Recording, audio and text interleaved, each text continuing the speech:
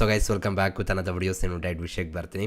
Big boss ಹೊರಗಡೆಯಿಂದ ಮತ್ತೊಂದು promo update ಮಾಡಿದ್ದಾರೆ. ಆ್ಯಂಡ್ ಈ ಪ್ರೋಮೋದಲ್ಲಿ ನಮ್ಮ ಗಿಲ್ಲಿಯವರು ಪ್ರಪೋಸ್ ಮಾಡ್ತಿದ್ದಾರೆ ಗುರು. ಪ್ರಪೋಸ ಯಾರಿಗೆ ಏನು ಕತೆ?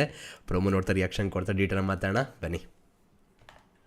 ಒಂದು ನೀನು 2 ಚಾಲೆಂಜ್ ಕೊಡ್ತೀನಿ. ಒಂದು ಫ್ರೆಂಡ್ ಅಂತ ಅಸ್ಕೇಪ್ ಮಾಡ್ಕೊ, ನನ್ನ ಎಕ್ಸೆಪ್ಟ್ ಇಲ್ಲ ಅಂದ್ರೆ ಚಾಲೆಂಜ್ ಕಂಪ್ಲೀಟ್ ಮಾಡು.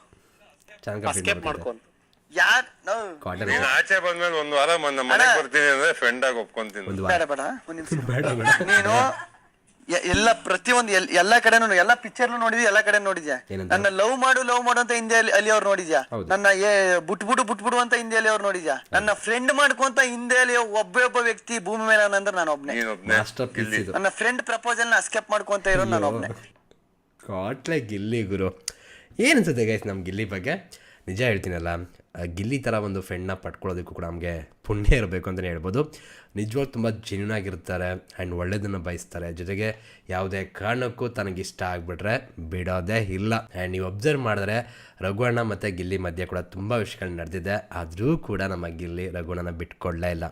ಇನ್ಫ್ಯಾಕ್ಟ್ ರಘುವಣ್ಣ ಕೂಡ ತುಂಬ ತಪ್ಪಾಗಿ ತಿಳ್ಕೊಂಡಿದ್ರು ಗಿಲ್ಲಿನ. ಓಕೆನಾ, ಇವಾಗಲೂ ತುಂಬ ವಿಷಯಗಳಿದೆ, ಅವ್ರಿಗೆ ಪರ್ಸ್ನಲಾಗಿ ಅನಿಸಿರ್ಬೋದು, ಅದನ್ನೊಂದು ಕಡೆ ಇಟ್ಬೇಡ. ಓಕೆನಾ, ಆದರೂ ಕೂಡ ನಮ್ಮ ಗಿಲ್ಲಿ ಹೇಳಿದ್ದೇನೆ ಹೇಳಿ, ಅವರೇ ಬಿಟ್ಟರು ನಾನು ಬಿಡಲ್ಲ. ಯಾಕಂದ್ರೆ ರಘುವಣ್ಣ ನನಗಿಷ್ಟ.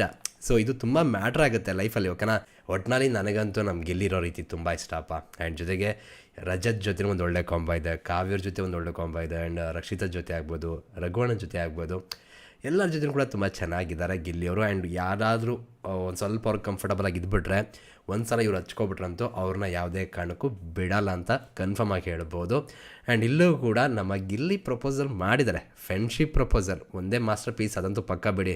ಗಿಲ್ಲಿ ಥರ ಮತ್ತೊಬ್ರು ಬರಲ್ಲ, ಆ ಥರ ಒಂದು ಕ್ಯಾರೆಕ್ಟರ್ನ ಇಟ್ಕೊಂಡಿದ್ದಾರೆ ನಮ್ಮ ಗಿಲ್ಲಿ ಅಂತಲೇ ಹೇಳ್ಬೋದು. ಒಟ್ಟಿನಲ್ಲಿ ಈ ಬಿಗ್ ಬಾಸ್ ಮನೆಯಲ್ಲಿ ಒಂದು ಒಳ್ಳೆ ಬಾಂಡಿಂಗ್ನ ಇಟ್ಕೊಂಡಿದ್ದಾರೆ. ಒಂದು ತಮಾಷೆ ತರಲೆ, ಯಾವಾಗಲೂ ಕೂಡ ಸಖತ್ ಫನ್ ಕ್ಯಾರೆಕ್ಟರ್ ಅಂತಲೇ ಹೇಳ್ಬೋದು. ಯಾವಾಗಲೂ ಕೂಡ ತಮಾಷೆ ತರಲೆ ಮಾಡಿಕೊಂಡು ಒಳ್ಳೆಯದಾಗಲಿ. ಎಲ್ಲಕ್ಕಿಂತ ಹೆಚ್ಚಾಗಿ ಒಳ್ಳೆತನ ಇದೆ ವ್ಯಕ್ತಿಲಿ, ಅದು ತುಂಬ ಖುಷಿಯಾಗುತ್ತೆ. ಆ್ಯಂಡ್ ರಜತ್ ಜೊತೆ ಕೂಡ ತುಂಬ ಚೆನ್ನಾಗಿದ್ದರು. ನೋಡೋಣ ಮುಂದಿನ ಏನಾಗುತ್ತೆ ಏನು ಕತೆ ಅಂತ. ಓಕೆನಾ, ಸೊ ನಿಮ್ಗೆ ಏನಿಸ್ತು ಕಮೆಂಟ್ ಸೆಕ್ಷನ್ ತಿಳಿಸಿ ಸಿಗೋಣ. ಮತ್ತೆ thank you guys, love you guys, bye.